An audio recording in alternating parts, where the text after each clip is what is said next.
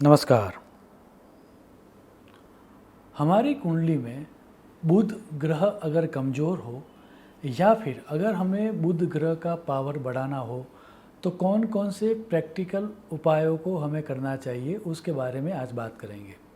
सर्वप्रथम हम बात करते हैं हमारे रूटीन लाइफ में हमसे इंटरेक्ट करने वाले ऐसे व्यक्ति और हमारी रूटीन ऐसी एक्टिविटीज़ के बारे में कि जिनको करने से हमें बुध ग्रह का बल मिलता है।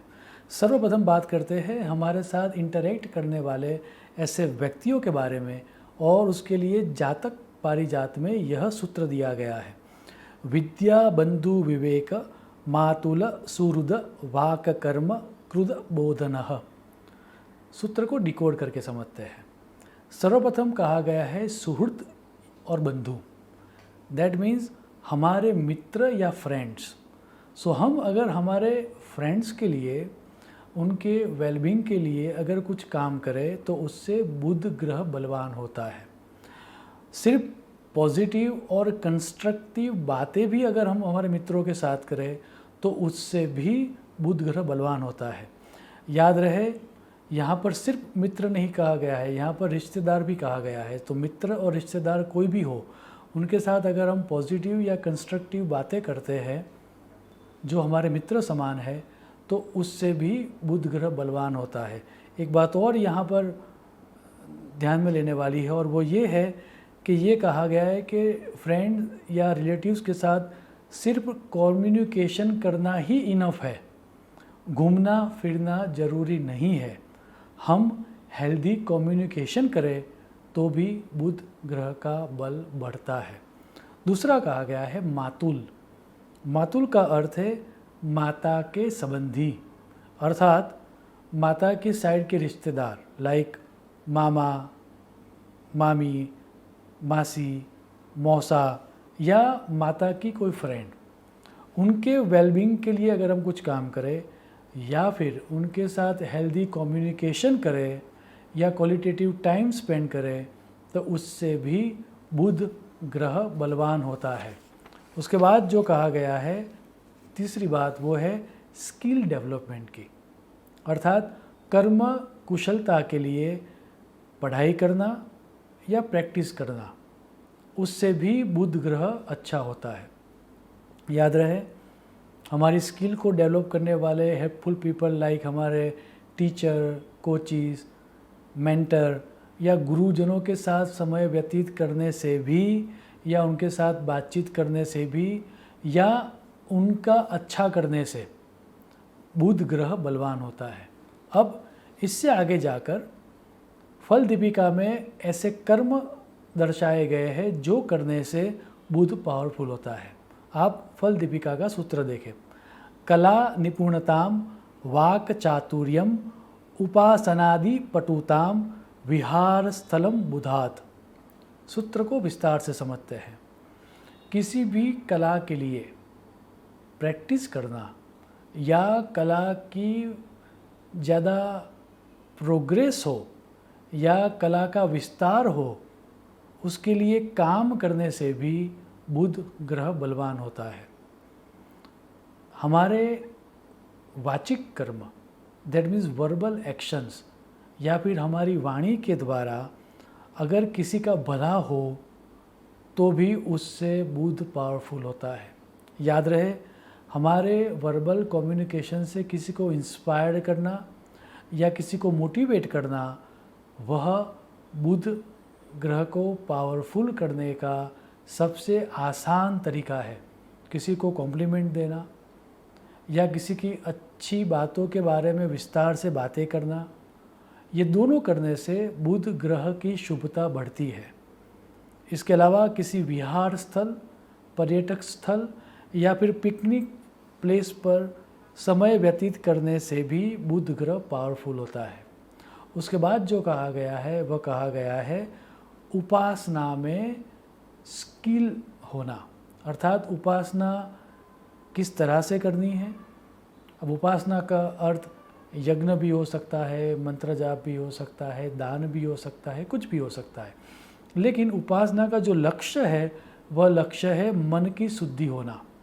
सो मन की शुद्धि हो, वैसे किसी भी तरह के कर्म में अपने आप को लगा देना या उस तरह के कर्म जहाँ पर होते हैं वहाँ पर समय व्यतीत करना, या फिर उस तरह के कर्म कैसे किए जा सकते हैं वह सीखने से भी बुध ग्रह बलवान होता है। याद रहे, उपासना का लक्ष्य अंतःकरण की शुद्धि है और उसके लिए दान भी एक महत्वपूर्ण अंग माना गया है। और इसीलिए दान चंद्रिका नामक ग्रंथ में बुध ग्रह के लिए कौन सी वस्तुओं का दान करना चाहिए उसका पूरे का पूरा लिस्ट दिया गया है। आप श्लोक देखें। नीलम वस्त्रम मुदगई हेमम बुधाय रत्नम पाचिम दासिकाम हेम सर्पीहि कांस्यम दंतम कुंजरस्यात् मेषो रौप्यम सस्यम पुष्पजात्यादिकम च। अर्थात बुध की प्रीति के लिए नीला वस्त्र, मूंग दाल, सुवर्ण, पन्ना मीन्स एमरल्ड, दासी, सुवर्ण युक्त घी, कांसा धातु की बनी हुई कोई भी चीज़, हाथी दांत, भेड़, धन, धान्य, पुष्प, फल, लता आदि का दान करना चाहिए। याद रहे, यहाँ जब दान की बात की जाती है शास्त्र में तो दान कितना करना चाहिए उसके बारे में बात नहीं की जाती। दान हमें हमारी क्षमता या हमारे लाइफस्टाइल के अनुसार करना चाहिए, ये स्पष्ट कहा गया है। अब दान के बाद शास्त्र उससे भी आसान तरीके की बात करता है और वह आसान तरीका है मंत्र जाप। मंत्र जाप कैसे करना चाहिए या मंत्र जाप कैसे काम करता है, अगर ये आपका प्रश्न है तो मेरी सलाह है कि मेरा एक पुराना वीडियो है जिसका नाम है साइंस ऑफ मंत्र, आप देखना। वह देखने से आपको कई प्रश्नों के उत्तर मिल जाएंगे। अब कौन सा मंत्र जाप करना, तो किसी भी तरह का मंत्र जाप करने से लाभ होगा। आप वैदिक पकड़ लो या पौराणिक ले लो, जैन ले लो, तांत्रिक ले लो, बौद्धिस्ट ले लो, वैष्णव संप्रदाय का ले लो, किसी भी मंत्र जाप का करने से या किसी भी तरह के मंत्र जाप करने से आपको लाभ होगा।